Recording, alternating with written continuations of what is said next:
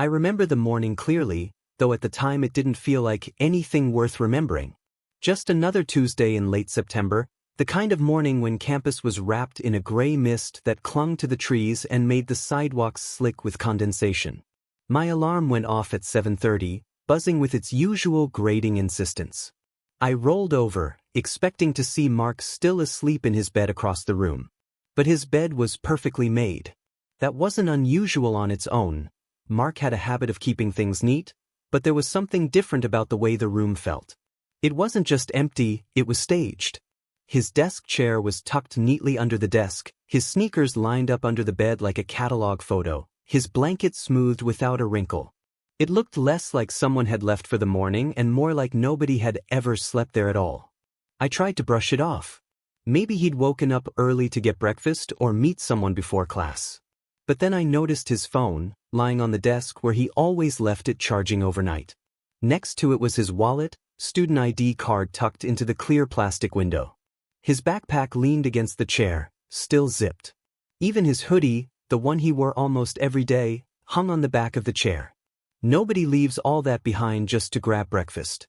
At first, I told myself he had probably stepped out for something quick, maybe to the vending machines or to the lobby. But as the minutes dragged on, I couldn't shake the uneasy feeling. The dorm was usually noisy in the mornings, people slamming doors, music playing faintly behind walls, the shuffle of feet on the stairs.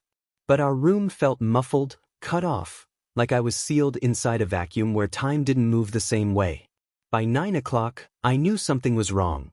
I checked the communal bathrooms. Empty. I wandered the hallway, pretending to look for someone else, but really I was scanning for Mark. No one had seen him. When I asked one of the guys down the hall, he blinked at me like I was speaking another language. Who? My roommate. Mark Hensley. You know, short dark hair, quiet, always has headphones in. The guy shook his head slowly. Man, I thought you had a single. I laughed nervously, but he didn't laugh with me. His expression was dead serious, confused in the way someone looks when they're sure you're wrong but don't want to embarrass you. I felt my stomach knot.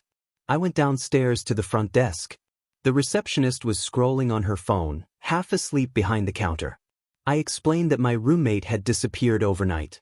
She raised her eyebrows, pulled out a clipboard, and ran her finger down the list of room assignments. What's his name? She asked. Mark Hensley. Her eyes flicked over the list again, then she turned the clipboard toward me.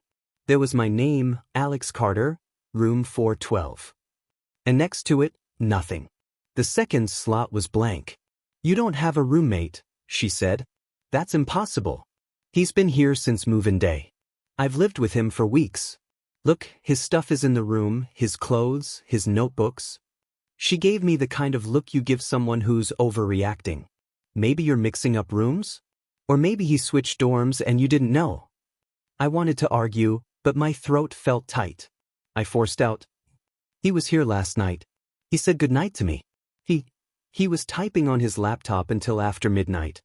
She shrugged, unconcerned. If you're worried, talk to your RA. But there's no one by that name listed here. I went back to the room, every step heavier than the last. When I opened the door, I froze. His phone, wallet, ID, they were gone. The desk was empty, the surface bare except for a thin layer of dust I hadn't noticed before. The closet door hung slightly open, but inside there were no clothes, no neatly stacked shoes. Even the bed looked different, tucked in too tightly, corners sharp as though untouched for weeks. For a long moment I just stood there, staring, my mind refusing to process it. I'd seen his belongings that morning. I was sure of it. I could still picture the scuffed leather of his wallet, the faint crack on his phone screen. But now, it was all gone. That night I sat on my bed, staring at the opposite side of the room. It was as if my memory and reality were fighting each other. I remembered Mark's laugh, rare, but real. I remembered how he muttered to himself when he was writing essays. I remembered the faint citrus scent of his cologne, lingering after he left the room.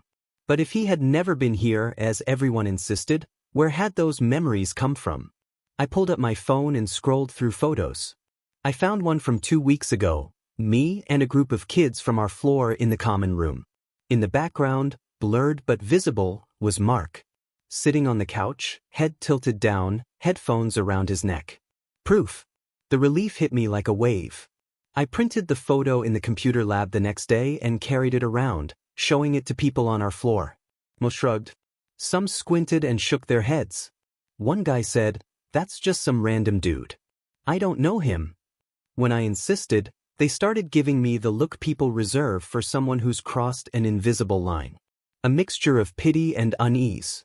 By the end of the week, I stopped asking. But I couldn't stop looking at that bed. Couldn't stop remembering. Couldn't stop wondering how a person could vanish without a trace, leaving only one witness behind. At night, when the building quieted and the hum of the heating system filled the silence, I sometimes thought I heard faint sounds, the creak of bed springs, the rustle of papers. I told myself it was just the building settling, just my imagination.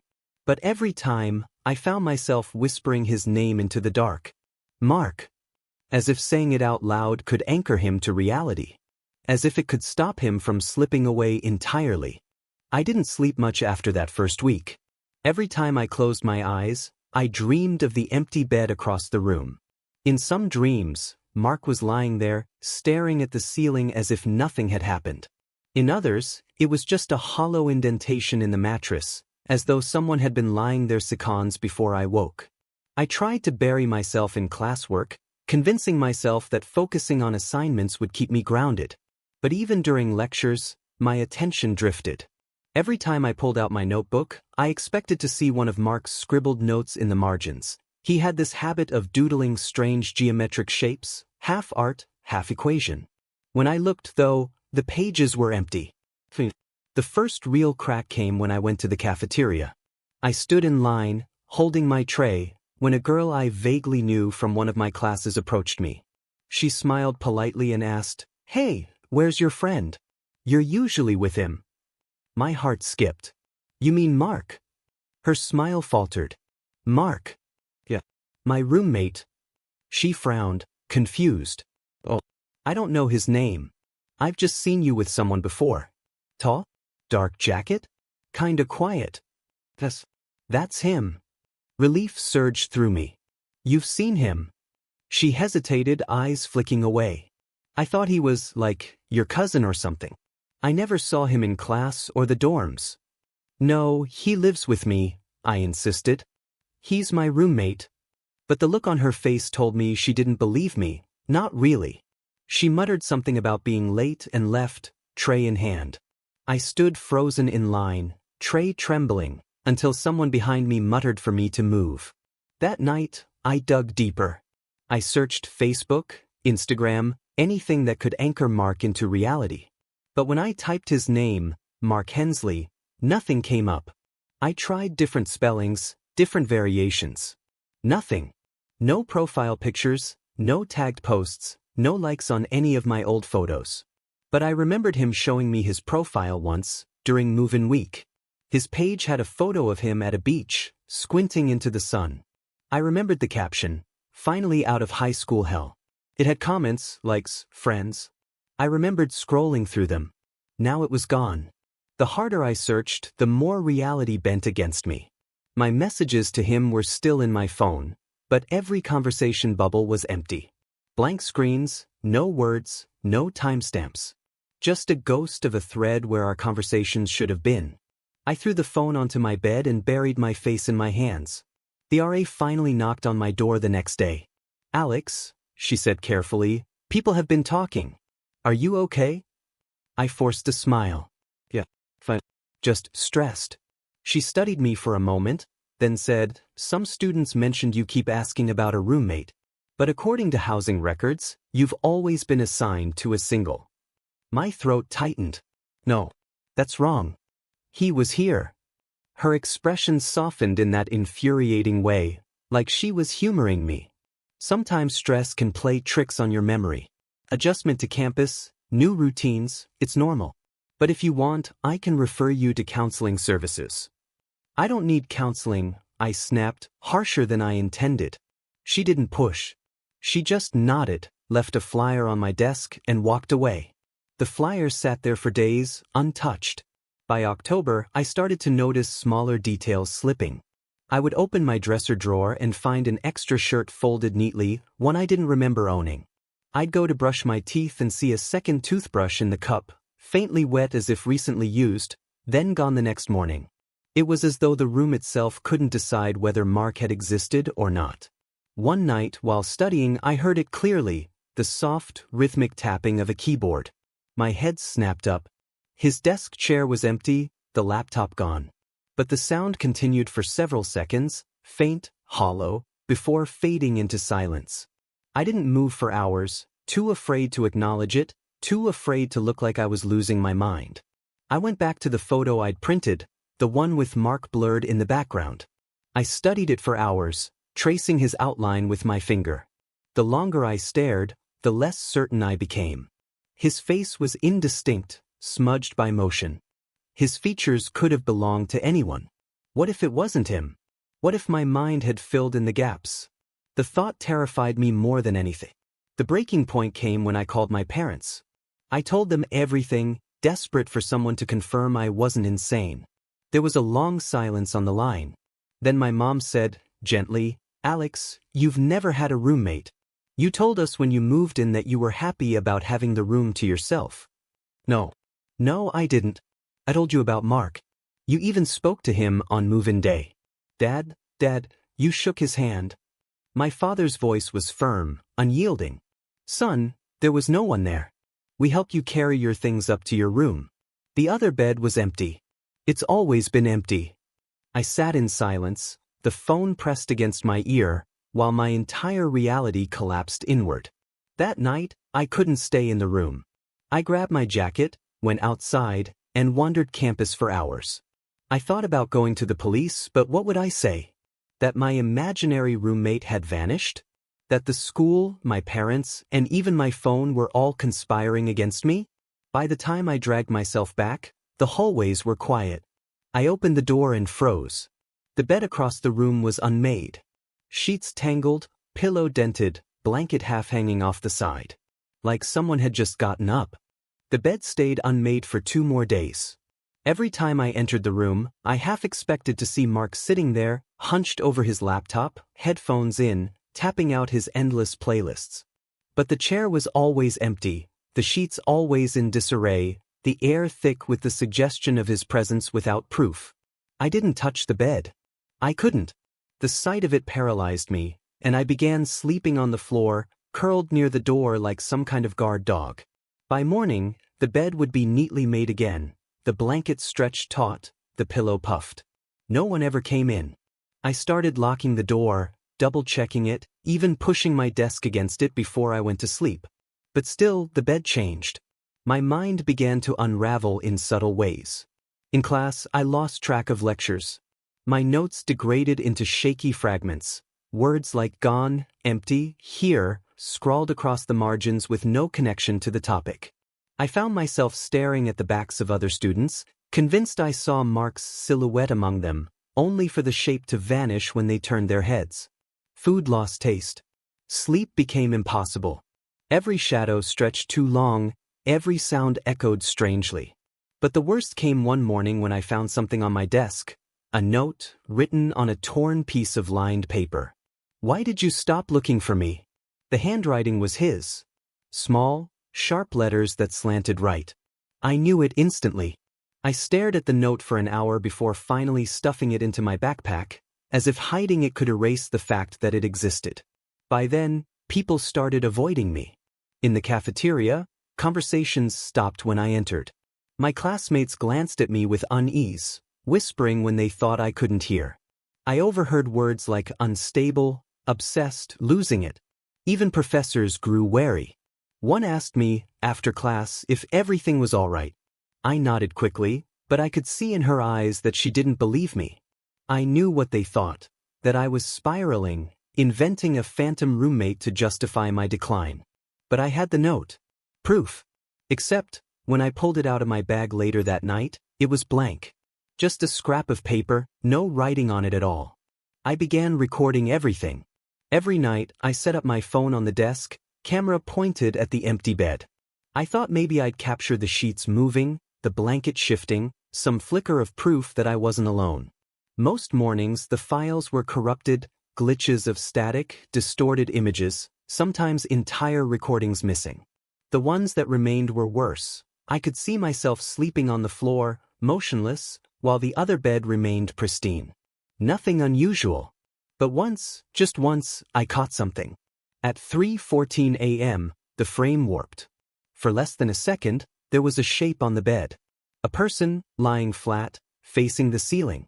Blurred, like the lens couldn't focus. Then gone.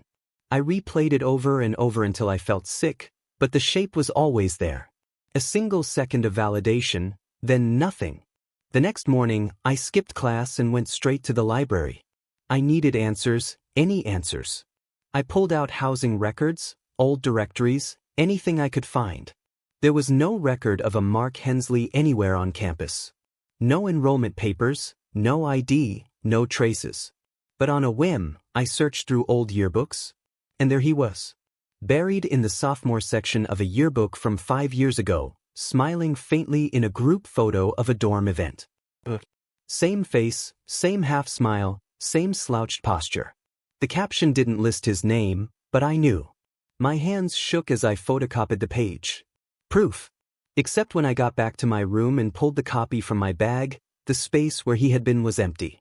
A gap in the line of students, as if someone had been cut out with scissors. That night, the whispering began. At first, it was faint, so faint I thought it was the hum of the radiator. But the longer I listened, the clearer it became. My name. Over and over, from the corner of the room where his bed stood. Alex. I pressed my hands over my ears, but it burrowed deeper, vibrating inside my skull. Alex, why did you forget me? I screamed, threw the desk chair against the wall, tore down the flyers and notes pinned above my desk. But the whispering only grew louder, more insistent, as though it fed on my panic. By November, I barely recognized myself in the mirror. My eyes were hollow, my skin pale, my hands trembling constantly. Every time I left the room, I felt the eyes of others following me, not with pity anymore but with fear. The RA checked in less often. Professors stopped calling my name in class. Friends stopped inviting me to sit with them. I was slipping through reality the way Mark had. And some part of me feared that this was always the endgame, that the room didn't just take him. It was preparing to take me too. The whispers didn't stop. If anything, they became bolder, less shy about hiding behind silence. Some nights they came from the corner where his bed stood, low and steady. Other nights they came from directly behind me, close enough that I could feel the warmth of a breath on my neck. I stopped sleeping entirely. The bags under my eyes darkened into bruises, my body sluggish, but I couldn't risk letting my guard down. Because whenever I did, something changed in the room. An object moved, the sheets shifted, the faint smell of shampoo or laundry soap lingered in the air. It was as though he was still here, living in parallel with me, invisible but constant. One morning, I woke to find a mug on his desk. A plain ceramic one, filled halfway with cold coffee. I didn't own it. The smell was unmistakable, bitter, stale, as if it had been sitting there all night. I grabbed it, intending to throw it out, but my hand froze. On the rim were smudges, lip marks, faint and pale, like someone had been sipping from it. My stomach twisted. I set it back down and backed away, unwilling to touch it again. When I returned from class that afternoon, the mug was gone. I tried to convince myself to leave, to request a transfer, but some invisible tether kept me there. If I left, it felt like I'd be abandoning him, or worse, admitting that he'd never existed at all. Instead, I doubled down on my recordings. Cameras, audio recorders, even a cheap motion detector I ordered online. But every piece of evidence disintegrated. Files corrupted. Batteries drained. Recordings replaced with static or, worse, silence. The silence was the worst. Because in that silence, I could almost hear the breathing. One night, unable to bear it, I stood in front of the mirror in the tiny dorm bathroom. My reflection looked sickly, my ribs pressing faintly against my shirt. But it wasn't me I was looking for. I stared at the doorway reflected behind me. For nearly 10 minutes, nothing. Just my empty room. Then, in the corner of the reflection, The bedsheet moved. Just slightly. A ripple, like a body shifting beneath it. I spun around. The bed was perfectly still. But when I looked back at the mirror, the sheets were still rippling. I smashed the mirror that night. Shards scattered across the floor, my bleeding knuckles proof that it hadn't been a hallucination. The RA stopped checking on me altogether. Students stopped acknowledging me in hallways. My professors sent emails suggesting I take a leave of absence. I could feel myself being erased, step by step, as if Mark's disappearance had been contagious and I was next in line. In desperation, I went back to the library, but not for yearbooks this time. I searched campus records, local newspapers, archives, anything that might mention unexplained disappearances. And I found them. Over the last 20 years, there had been vague mentions in student papers of missing persons around the dorms. Nothing concrete, no official statements. Just rumors, whispers, editorials. The common thread, they were all described as roommates no one remembered. Reading those words made my stomach lurch. It wasn't just me. It wasn't just Mark. It had happened before. And if I was right, it would happen again. The next sign came in smell. I walked into the room one evening and froze. The air was thick with his cologne. The cheap, sharp spray he used too much of during the first week we moved in. It clung to my clothes, my skin, my hair. I gagged on it, opened the window, but the scent didn't fade. I sat on the floor, hands trembling, and whispered his name. For the first time in weeks. Mark.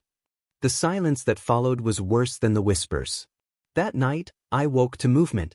My eyes shot open in the darkness, and I saw it clearly, the blanket on his bed rising and falling. Slowly, steadily. As though someone was lying beneath it, breathing. I couldn't move. I couldn't breathe. I stared for what felt like hours until the blanket stilled, and then, without warning, collapsed flat. I bolted from the room, barefoot, sprinting down the hall like a hunted animal. But no one came after me. The hallway was empty. Silent. When I returned hours later, his bed was perfectly made. I started wondering if I was already gone. If the version of me that existed outside this room had already been erased. Maybe to everyone else, I didn't exist anymore. Maybe I was just waiting for my body to catch up.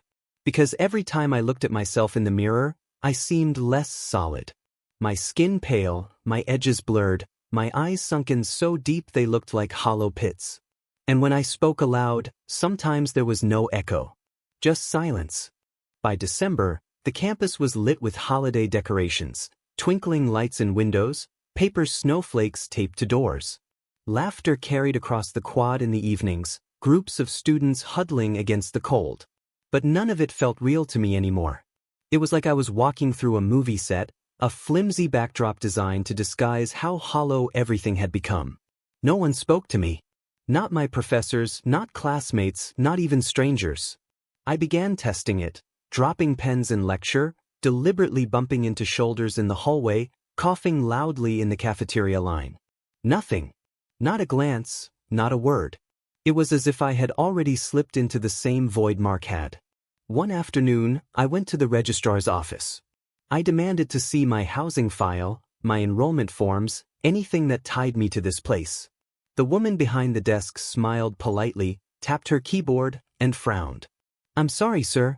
I don't see any record of an Alex Morgan enrolled at this university." The words hit me like ice water. "That's impossible. I've been here all semester." She shook her head. "There's no file. No student ID. Nothing." I slammed my palm on the counter, desperate. "Check again. You've seen me. I've been in your office before." Her expression didn't change. She looked through me, not at me.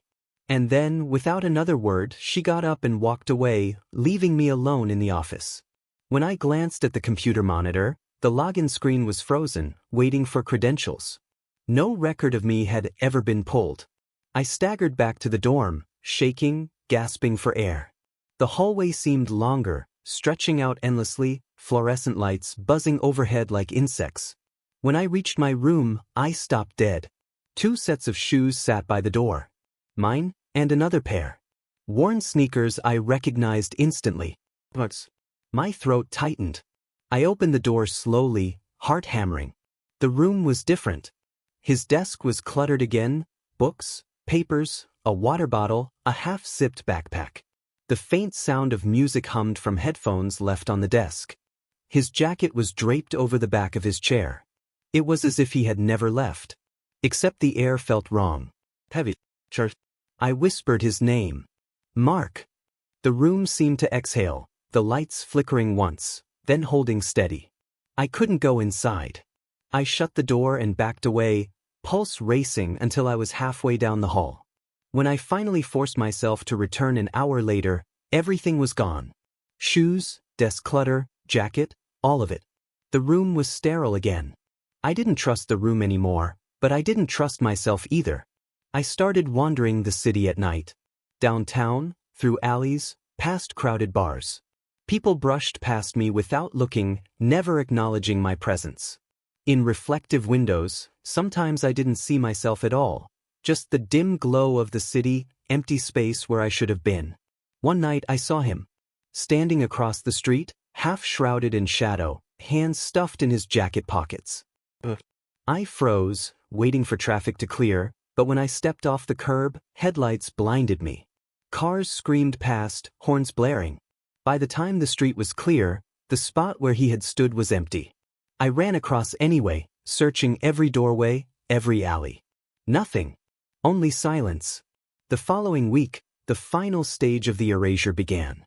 My notes disappeared from notebooks, pages left blank where words had once been. Assignments vanished from folders. Emails I had sent no longer appeared in my outbox.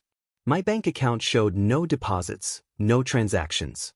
And my reflection, God, my reflection. It wavered, translucent, as if I were standing in fog. The outlines of my face blurred, my eyes empty sockets. Sometimes there was nothing at all. Just the room behind me. I smashed another mirror, but it didn't matter. Reflections lingered everywhere. In windows, in puddles, in the dark shine of a computer screen. And every time I looked, I was fading. The night before winter break, I packed a bag. I told myself I would leave, go home, explain everything to my parents, force them to remember. But when I called, my mother's voice was confused, cautious.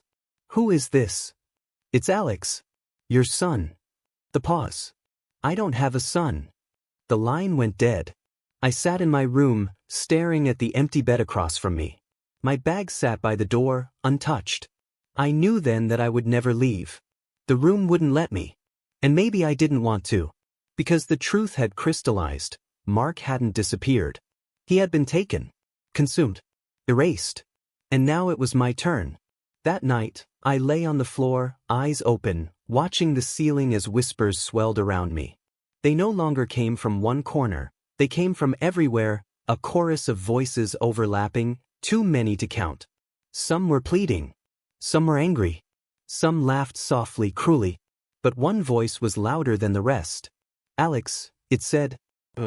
You're with me now. The air thickened, pressing down on my chest, until I couldn't breathe. My vision blurred, my hands numb. And then, in one final desperate glance toward the bed, I saw him.